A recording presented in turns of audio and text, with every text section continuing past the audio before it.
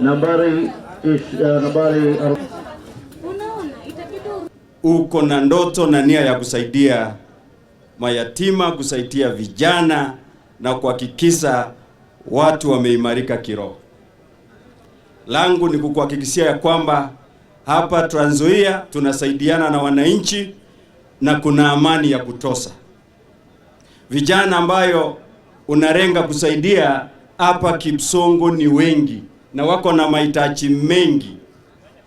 Na leo kwa ukweli umeamua kuangalia mambo ya matibabu.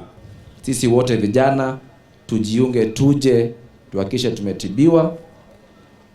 Vijana wetu ambaye pia wako kwenye madawa, sisi tunajua pia kuna wengine imetushinda, imetuweza, si kweli?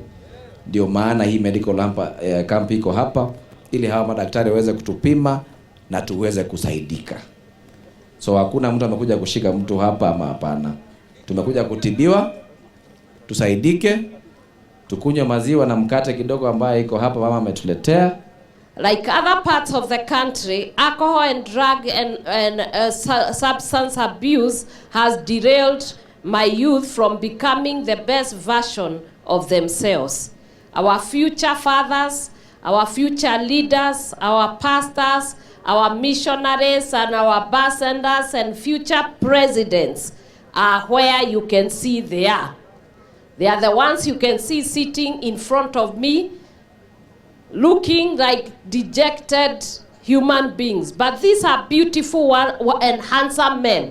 Ukiosha huyu wako hapa mbele huyu, unaona hata meno vile imekaa sawa.